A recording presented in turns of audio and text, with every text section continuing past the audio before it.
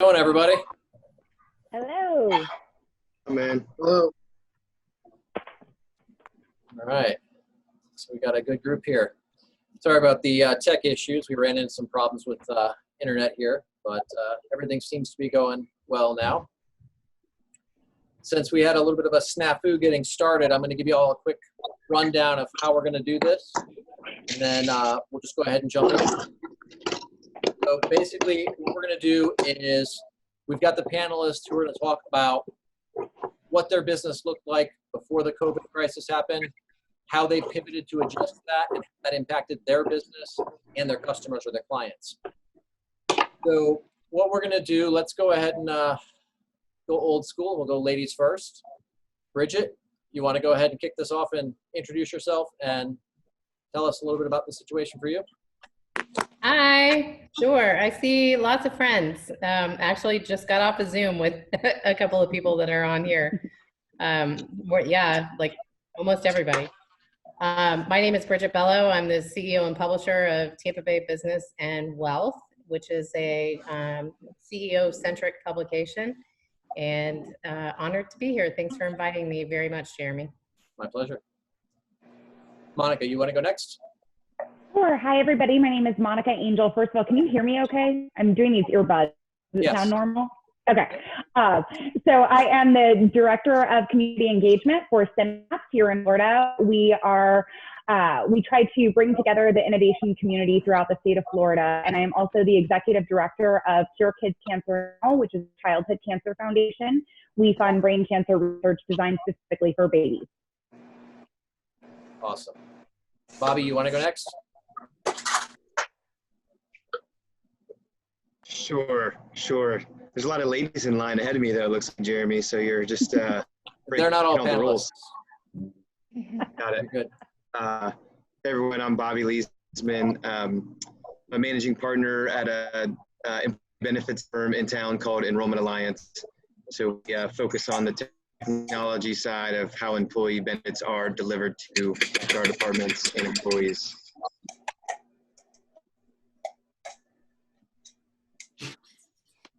All right.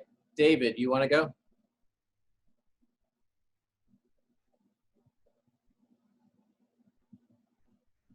Yes. Did you hear me? David?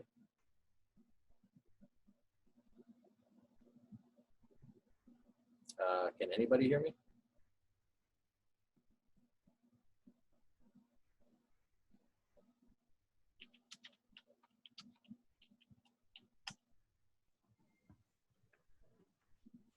All right. He's back.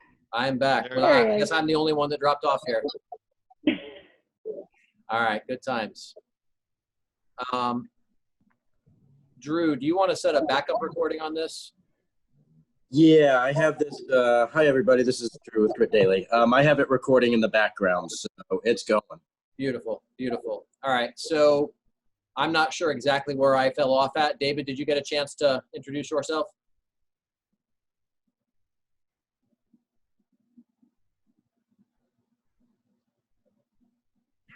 I think we should make it a drinking game. It's starting to look that way, right? Cheers, Bridget. I seem to be having some internet issues here. All right. David, did you go? I did. All right. Do we have anyone left? Did I miss anyone? I know that Amanda and Nama are you guys here? I didn't see you guys in the thing. I'm thinking no. So, all right. So then what we'll do from here is we'll go ahead and let Bridget talk about what her business model looks like and how she pivoted, what that looked like for both her business as well as for her clients.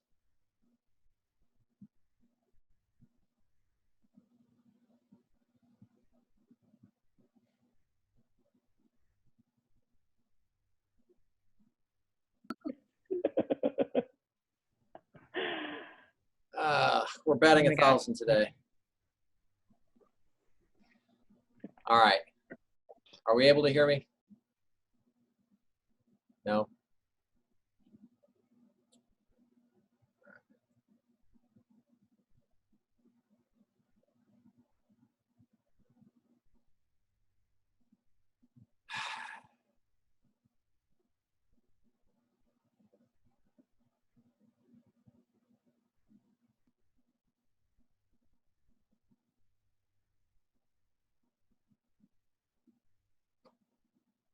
connected with Tampa Bay on a small enterprise level. Oh, Jeremy, you're back.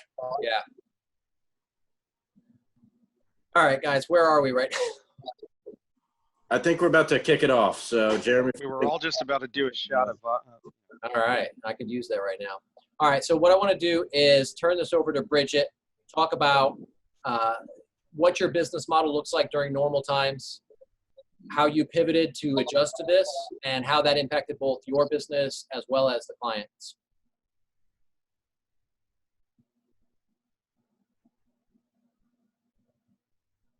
Bridget? We still see you though, Jeremy. Did she? I think Bridget's on mute. I don't see her. She's on mute. Who did All that? right, Bridget, there you are. You're on mute. Monica, this keeps happening. Like, who is shutting me down? I'm starting to get pissed off. There's no dog this time. We are a CEO-centric print publication that also has a very strong digital influence and event influence normally. We do multiple events a month, and they're typically in person with top shelf alcohol and great food, and everyone has kind of come to rely on those once or twice a month, depending on what month it is.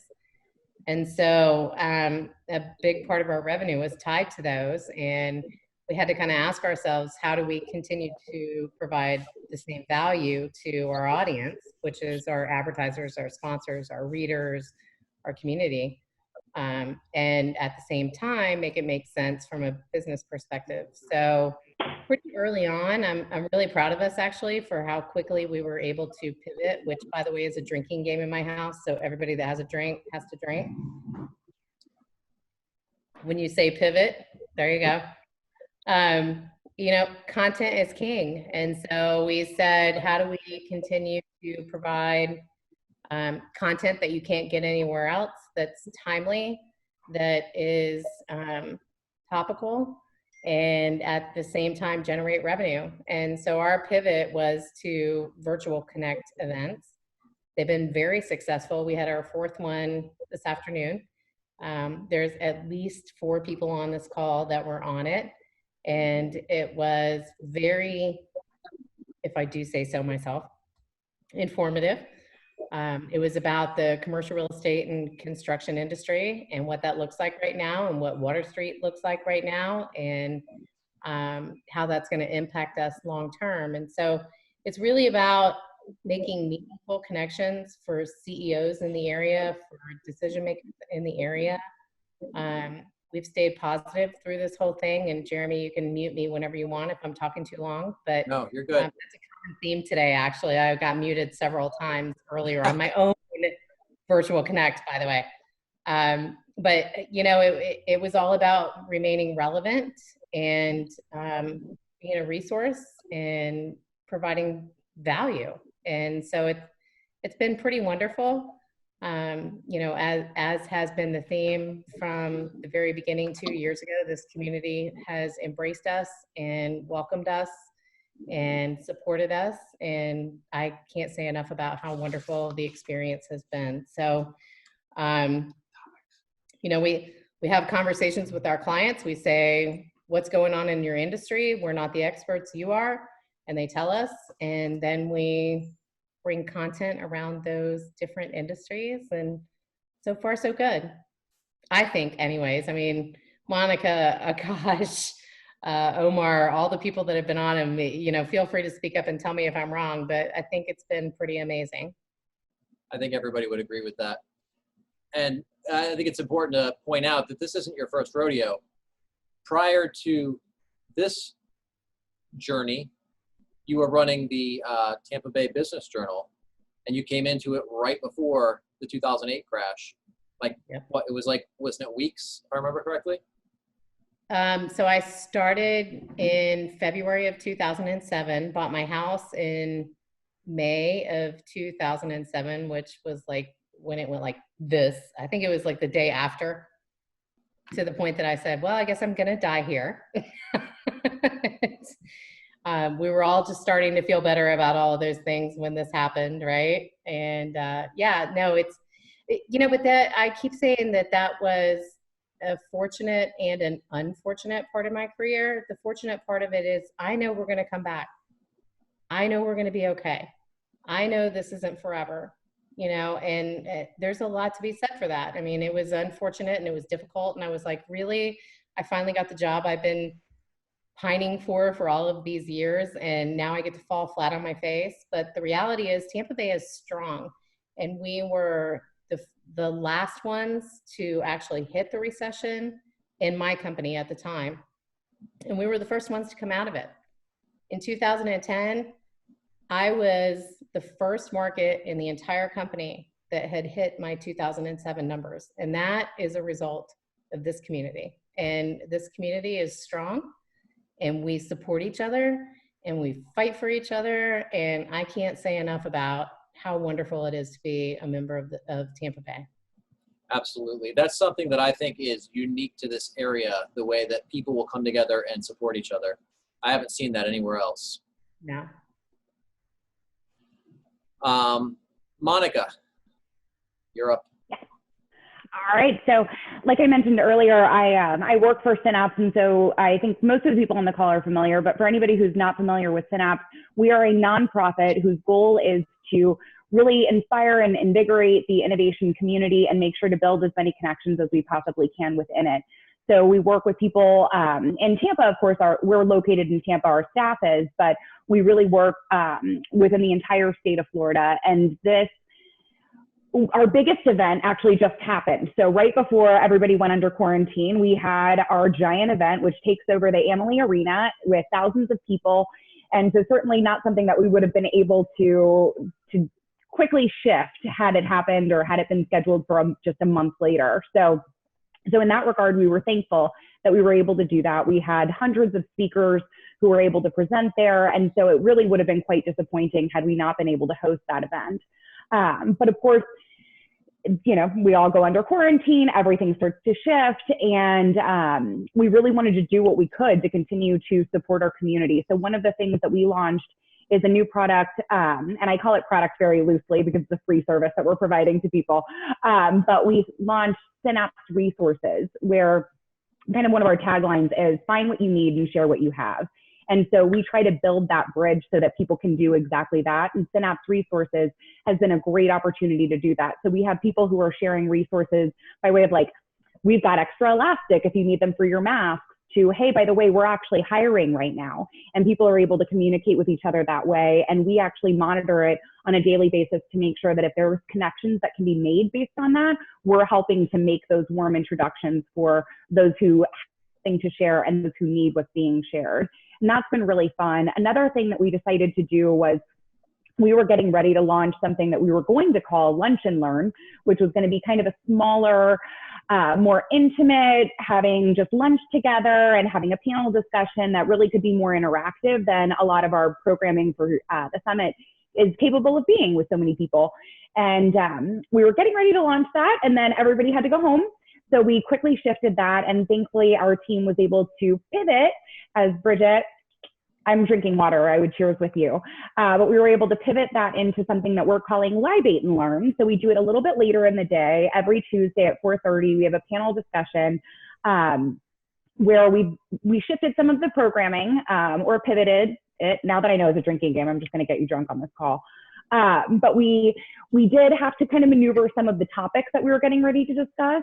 Again, we had just had this huge event with these great panel discussions and these great workshops that were all built on what is the toolkit we need. And all of a sudden now we all need a new toolkit, not just like how do you log into Zoom, but what's it going to look like when we get out of this? And what is it going to look like when we actually have to go back to work? And what businesses are still thriving? Because there are some who are thriving out of this. And so that's been a really interesting thing that we've started to do. And we're really excited for one that I can't really announce yet, but if anybody is interested in what Synapse is going to be up to next, that's going to be announced next week. So I can put our website in the chat box there, and you can sign up for being the first to get that info as it comes. Unfortunately, I can't share it just yet. But one thing I did want to say for sure is I mentioned earlier that we run a kids cancer foundation, and we do that. We started it after we had a tragedy within our own household and lost one of our children to cancer. one of the things that we learned out of that is that tragedy can bring about a true beauty in humanity. And I think that that can be true in the crisis that we're in right now. I know we have seen it in Florida in so many different industries where we're seeing people just kind of step up and do the right thing and help each other out. And so I really am encouraged to see that beauty of humanity coming out of this crisis too. Love it. All right. 1 second to put the mic in here. All right, we've got Mike Calhoun, fashionably late. I always blame it on the traffic. Traffic was terrible. Yeah, I think we're gonna have a hard time using that excuse though. No. All we're right, not. let's turn it over to you, Bobby. Bridget obviously doesn't know just how bad you are with directions, Jeremy. Oh my God, probably most everyone here knows that, I think. On a virtual call, you could get lost. You could not. That is a find your way. possibility. I would not rule it out. Remind me of the question you asked All right, and so- of what you want me to. Right, let's talk a little bit about your business model, like how do you operate and how did this affect you? And then you pivoted, like how did the pivot affect your clients as well as your business? Got it. Yeah, so simplifying what we do, you know, we employ a staff of insurance advisors that, you know, what we do is go out to companies and meet with employee by employee to explain your health insurance, right? So most of you on here probably go through an open enrollment once a year through your employer. Is that how most of us, well, there's some self-employed people that may do it other ways, but are you guys familiar with that concept of open enrollment? So, you know, traditionally the way that looks is, you know, some big group presentation where, you know, the entire staff is cramming into some conference room and a really boring insurance guy like myself stands on stage and tells you about a bunch of dry material that you know you have to buy, but you know it really stinks to deliver, right? So usually that's done in person from a standpoint of delivering the concepts at a high level, you know. And lately, you know, last several years, we've got to the point where you could then go purchase and make your decisions on a website somewhere. So you got these two spectrums, but somewhere in between, if you've ever done that, bought anything that you're confused about online without support, becomes really frustrating really quickly.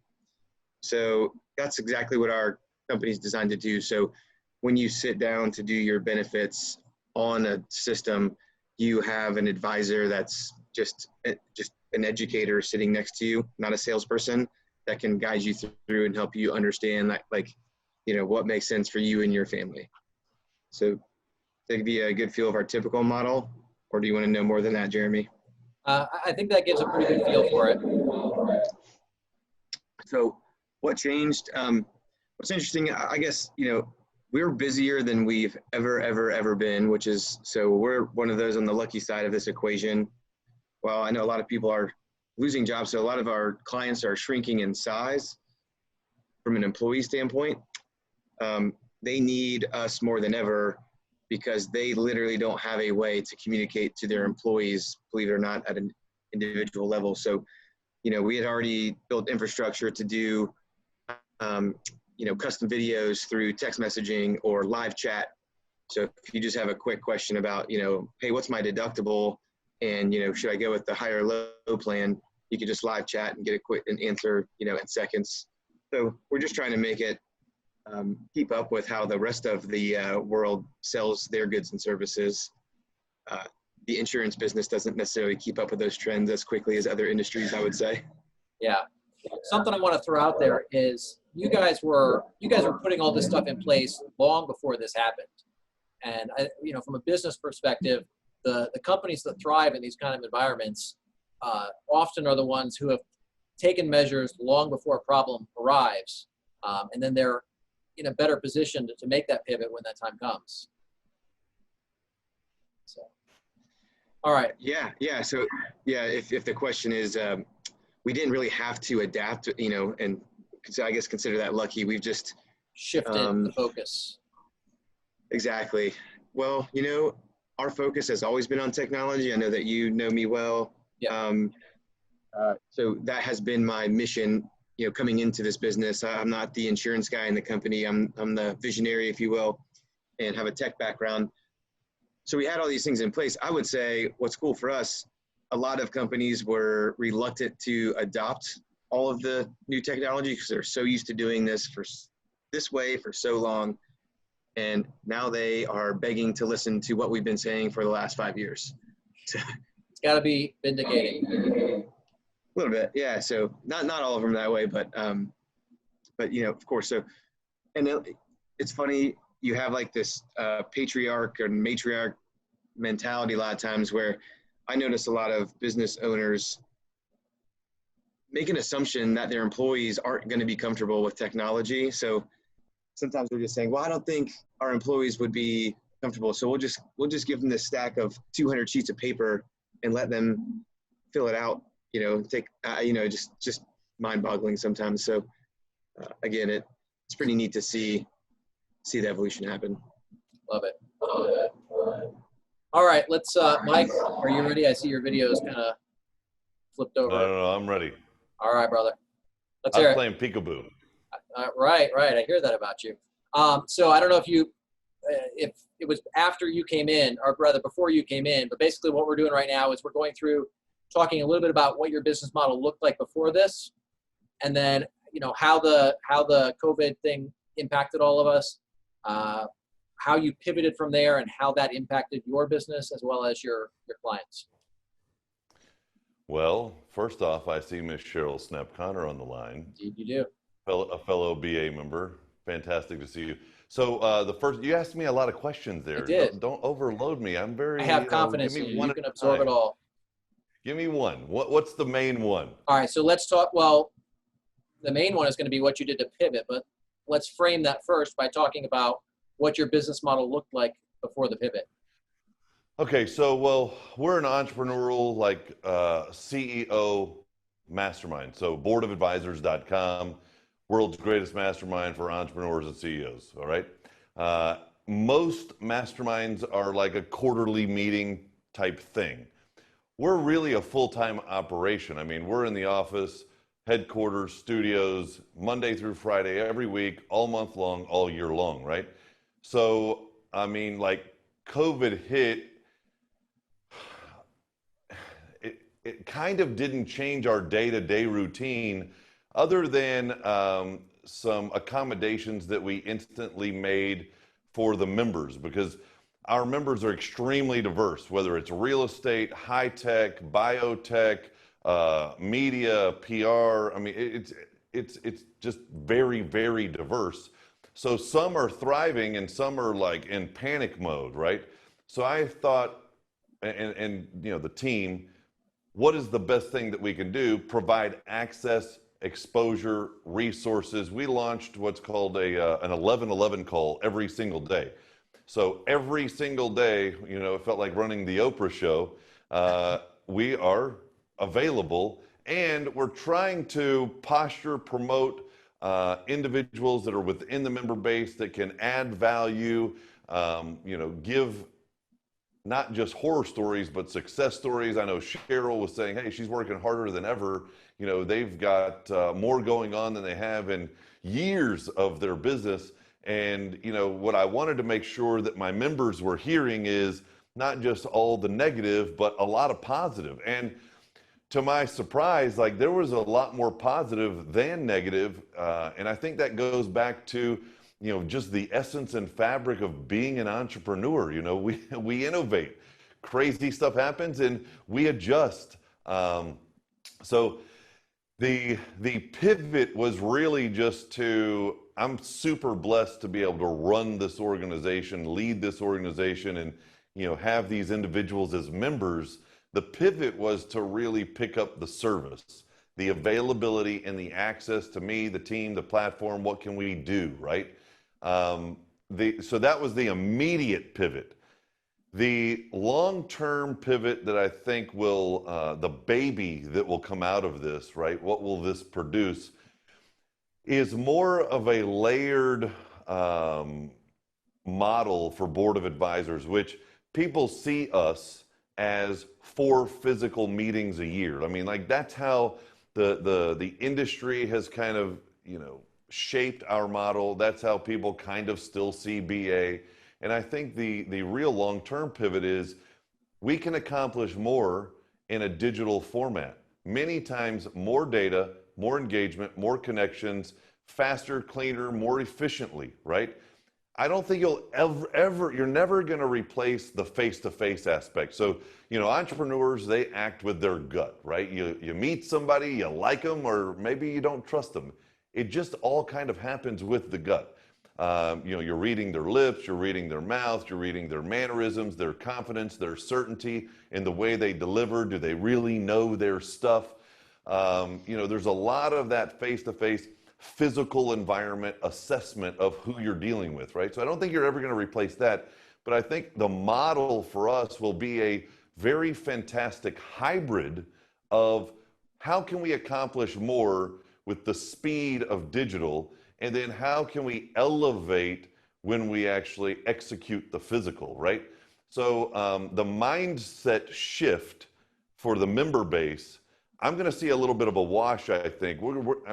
Quite frankly, some of the biggest and best opportunities for BA's membership have resurfaced to the table because they're now able to attend digitally, right? I think that it's just a mindset shift in value exchange. Some people find I've got to be there physically or I don't get the value.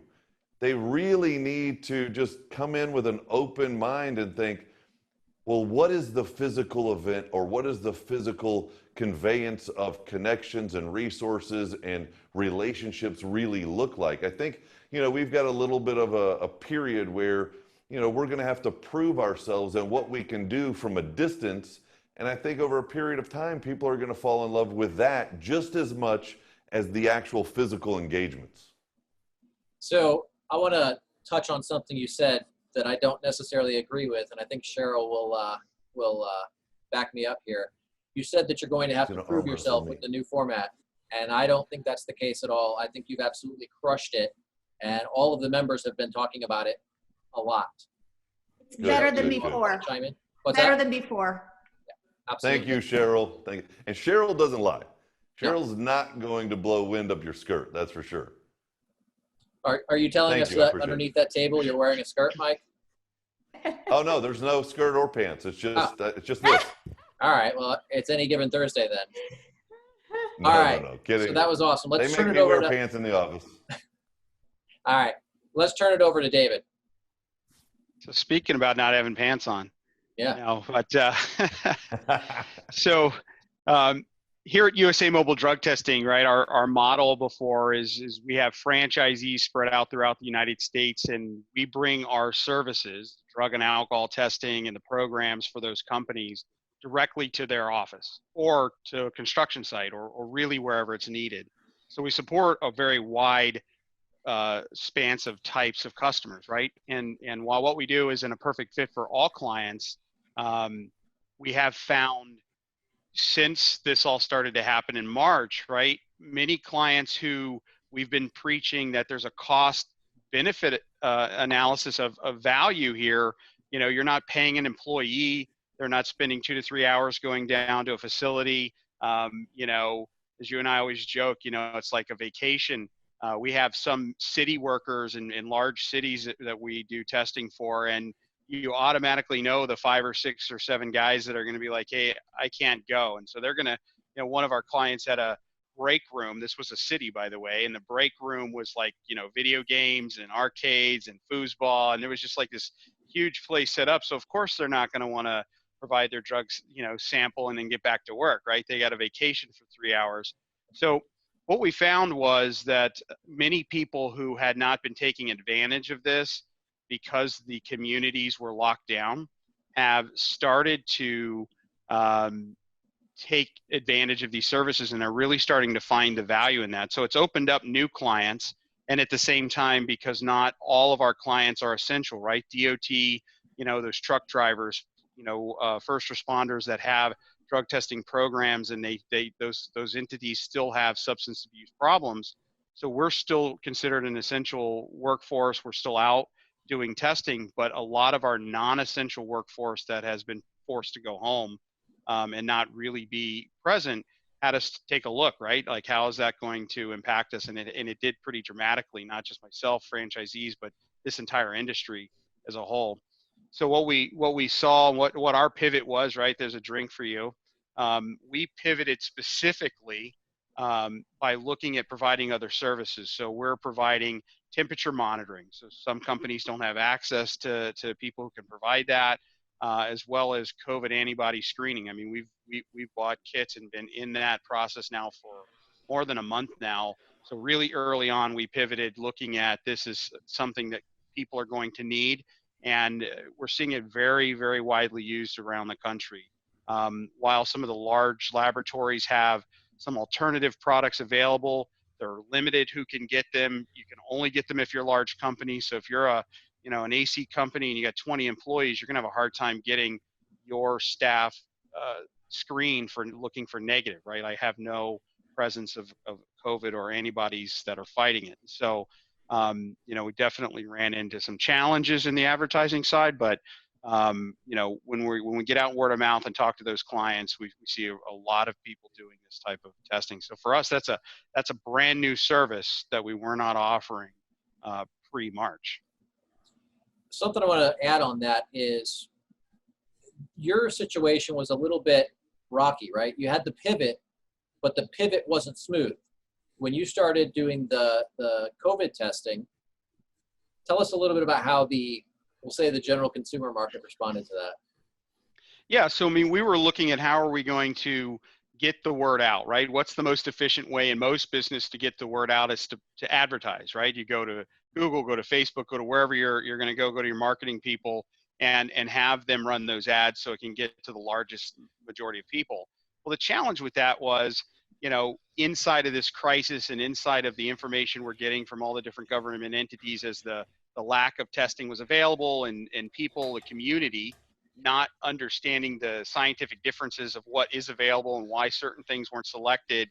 While we had access to, blood antibody kits, most municipalities weren't using them, right? And so putting those ads online specifically got just a world of people who were at home, bored, complained, wanted us to give it all away for free. And, my logic was simple. Like, all of us here, while we are providing some free services now more frequently, like all of the supervisors who have more time is a perfect example.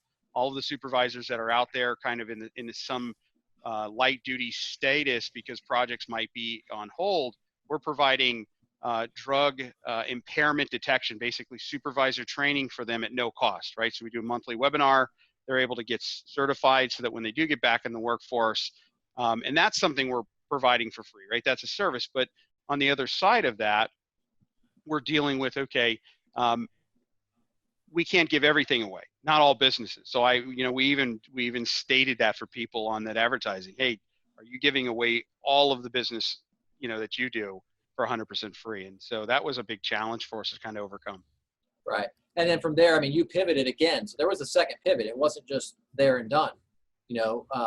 Something that David did was they started selling these out to medical facilities then at that point, which, not every time if you make a change, no matter how logical it may seem, it's not always going to be, hit the ground running. So that is something we need to keep in mind. Let's see, let's turn this over to who's left. I know we've got Hunter on here as well, right? This situation was a little bit different, not quite a pivot. Are you unmuted, Hunter? I'm here, I believe. Can you hear me? All right, there we go. I got you. Saying hi to you guys from Utah. Yay, Hunter. Hey, Cheryl. Hey, welcome. Thank you. So my company is called Bacon. I'm the CEO of that company. We make temporary work opportunities professional and reliable. The way we do that is through an app that is similar to like an Uber or Lyft. It's a gig economy style app. But rather than driving jobs alone, we provide all types of jobs on there. So we're working with companies that are, in the events and catering space. We work with companies in manufacturing, shipping, warehouse, even some construction and landscaping work. So we were on a steep upward climb. We were adding new jobs and new clients and new work opportunities very fast before COVID-19 hit. I expected fully that we would see a dramatic decrease. And actually, to my surprise, March went down some, but this month we're actually already kind of headed back up. So we're starting to see an increase already. I'll tell you a little bit about how that happened. Our website, by the way, is bacon.work, bacon like the food, and .work like where you work, okay? So about a third of our clients were events and catering related. They were doing a lot of business with us. I think we were going to hit another record month in March with all the events that were happening at the beginning of the year. Utah, last time I got a report from a local business group here, lost about $71 million in events. So we saw that decrease as well. And we haven't had a single post from a catering or events company since COVID-19 started to shut everything down. On the flip side though, our manufacturing and warehouse companies have seen increases. And so there's been a pivot on our part to focus on those types of companies. Some companies that previously weren't involved in things like manufacturing masks or shipping out hand sanitizer are now doing that. We had a large format printing company that has pivoted and started making masks in their facility. So we're seeing an increase there. We're also seeing an increase of workers come on our platform. We are seeing individuals who are very highly qualified, have tons of education, tons of experience, who are coming from the food and restaurant industries, come onto our platform and are willing to work anything. They just want to bring in some income to help them and their families during this period of time. And we're doing the best we can to give them those opportunities. And so that's been something really, really great for us. The biggest pivot we've made, Jeremy, is we launched a free program. I heard some other people talking about free programs. We're all about just getting people to work and helping the companies that need great workers find them. That's the bread and butter of what we do.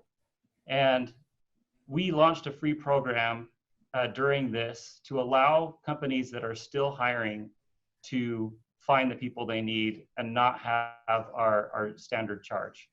Of course, we hope to have those relationships last longer than this period of time, but we also want to do what we can to help people who might be struggling find the work they need. So we were at first focused primarily on the Texas and Utah area. That's where I had limited our marketing and sales. Instead of limiting that, I said to the team, we're going to go nationwide and we're not going to limit geographically. Rather, we're going to focus on industries that are still active and that are essential. We also started to do more promotion on the publicity side, got some help actually from Cheryl to try and get out there and push us so that people can know that we're offering this service. And then on the other side, just to keep people feeling safe, keeping them feeling like, there's some degree of stability in the midst of all this. We reached out to all of our clients, whether they are posting with us or not. And we're sending them things like care packages with, hand wash, stress-free aromatherapy hand wash. We're bringing face masks to their sites for those who are posting and providing those face masks. And we're checking in with them regularly to figure out what is their plan and how can we assist them with their plan. So we've done several pivots, and I think that it's helped us from bottoming out and help us stabilize and even start to see an increase this month. Awesome. I love it. All right, let's kind of open up the floor here and want to ask you guys to share with anybody. First of all, my video is a little choppy. Is the audio coming through okay? You're Yes. good. Okay. So what I want you guys to do is just feel free to kind of chime in, but let's share with, any of the viewers or, anybody that sees the video later on. What are some things that you can do to look at a strategy when you're thinking of how you can pivot when you're facing some kind of challenge? I think it's probably the same as when we're not talking about a pandemic and not talking about COVID. What's the best amount of value that you can bring to somebody? So I think it's a risky game when we start providing new programming or new services and all of these kinds of things, and we start spinning our wheels when we haven't really evaluated what kind of value is that going to bring to our customers, our audience, our community.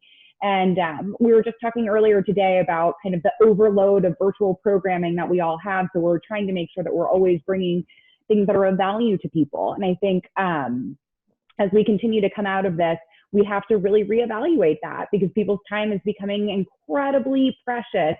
Some people are talking about how they have all this free time and, they're painting and they're building and they're doing all these things. I haven't had a free moment in like 7 weeks, not one. So I am now considering my time to be far more valuable than it used to be. So maybe an event that I wanted to go to or something that I wanted to do no longer has the same weight that it once did. And so that's, I think for us anyways, at Synapse, we are really paying very close attention to, is the work that we're putting into it going to provide the value that's worth the work that's going into it? Awesome. Yeah, and I think if you just take a look at, the entrepreneurial spirit in general, Jeremy,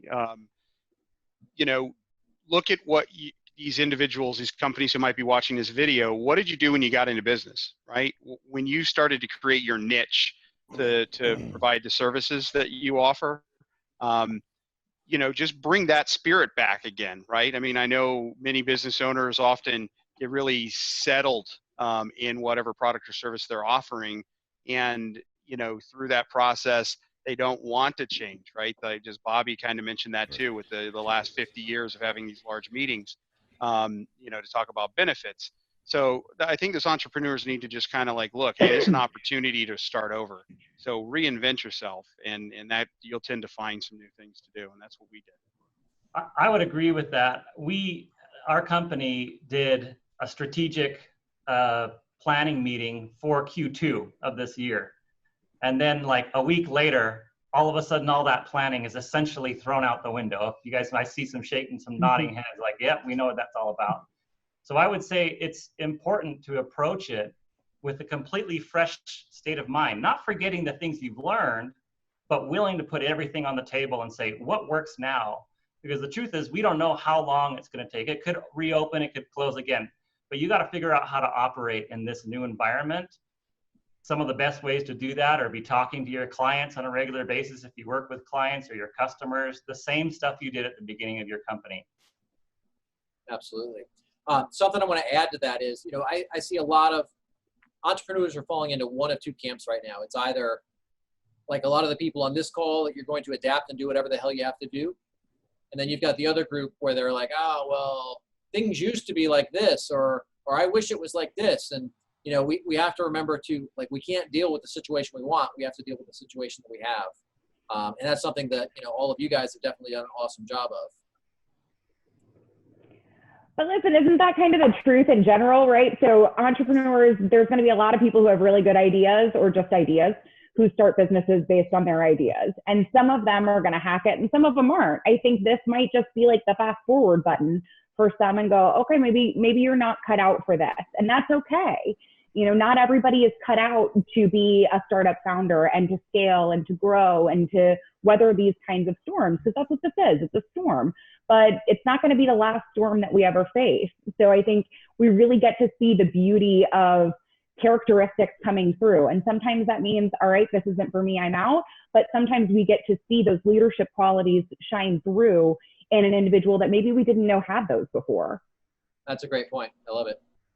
Yeah, it is. Monica, you mentioned that humanity in general earlier when you were sharing about the Cancer Foundation. And, this is a real opportunity for us to, savor the connections that we have, right? That humanity is ever changing in this virtual world, right? We're not able to reach out and literally be with some of our employees because of the certain areas. And so now that level of humanity and the connection is so much more valuable, just like your time when you mentioned. I wonder if I can ask a question, Jeremy. I have seen an emerging new skill set, or I guess it's not a new skill set for me, but it's something I've had to apply in this new situation. And that is when you've got a team of employees that's working for you, they start to have questions, worries, and fears. And something that I have been having to do for the last however many weeks this has been is really work with them individually to help them stay, to manage fear and stay focused. I'm wondering if other leaders are having that same type of a thing in terms of an internal pivot that they've had to focus on. Absolutely. I know I have. I know that several other people have mentioned it here as well. Does anybody want to chime in on that? Yeah, I'll chime in on it. We have, we've been home for 45 days. And we all love our houses and our pets. And in my case, I have no kids at home, thank God, or I would not love them anymore. And so what you're saying is you have space for us to come drop some kids off. Yes. Yeah, I've got 6, so I'll bring some over. I mean, they might not survive. I'm just warning you, but yeah. I mean, we actually miss our kids right now, but there is something to be said for, we do a 10 o'clock Zoom and we do a 5 o'clock Zoom, and it's all our team, and it's not public. And there are days where 50% of us are not okay. Mm-hmm. The good news is there hasn't been days that 100% of us were not okay. And so there seems to be this balance of like, okay, you're not okay, but we're okay, and we can walk you through this, and we can talk you through this. And we've said multiple times we would not be who we are without each other, and so I think there's a lot to be said for that. We miss each other. I mean, my husband and I were both in business development, and our running joke in the past was we hate people. And all of a sudden we're like, yeah, we don't really hate people. We really kind of like people, right? Like we miss people. We want to be with people. And so I think there's something to be said for that pivot from emails and text messages to pick up the phone, get on a Zoom, have a conversation, actually talk to each other, look at each other, do something meaningful, right? Yeah. And I think at the end of the day, that's going to be the thing, at least for me, that came out of this that was positive, was we're talking to each other again. I can say this because I saw that you are enjoying a glass of wine, Bridget. So we have a staff of close to 40 around the country now, and we were doing the same thing, the Zoom meetings, and at first management was very much like, okay, how are we going to create new goals and objectives and share those and kind of hold everyone accountable, right? Like that's in the back of your minds, but then.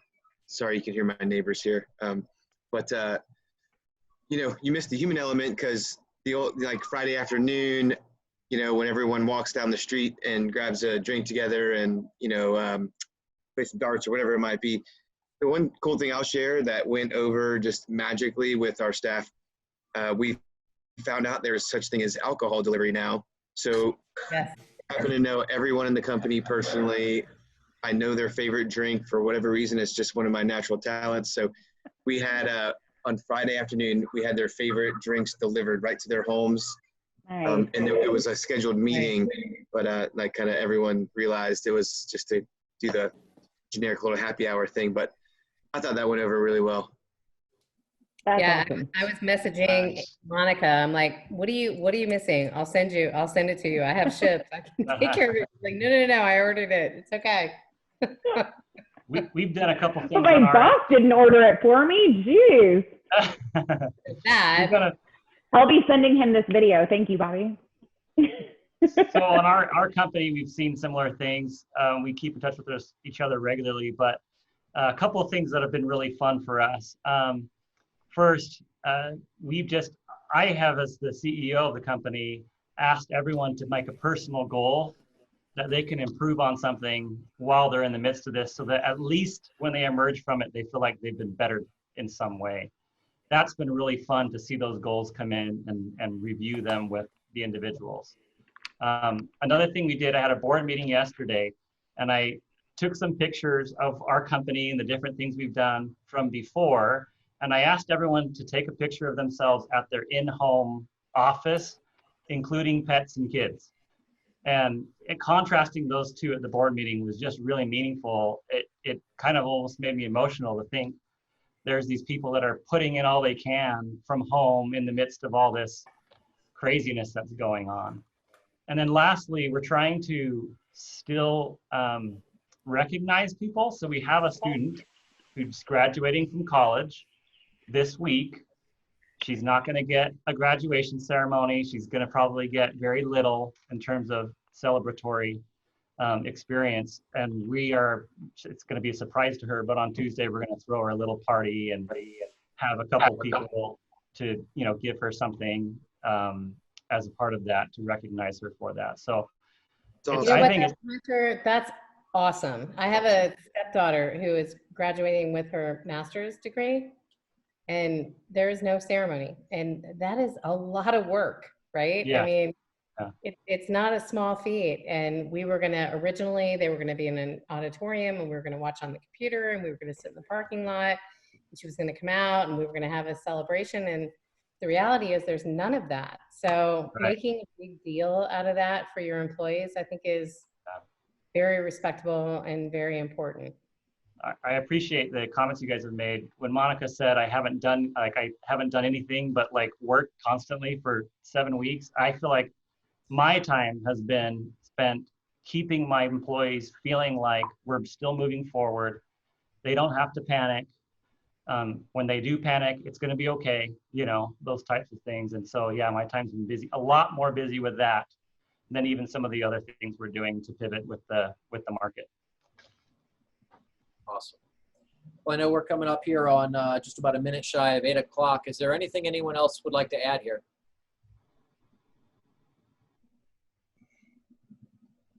You guys are awesome. I think you did a great job, Jeremy. Thank you. Yeah, thanks for having us. My Thanks pleasure. for having us. Nice to meet you guys. Yeah. Thanks. All right, well, we'll wrap this up. Guys, feel free to connect with each other. There's a lot of opportunities between all the members here. I've got a couple of introductions I'm going to send after this as well. And if anybody needs anything, feel free to reach out to me. If I can help in some way, I'm happy to, or connect you with somebody, whatever. We're all in this thing together in different ways, so I'm happy to help. All right, everyone. Have an awesome night. Thank Bye, you. guys. Thank you. Bye, guys.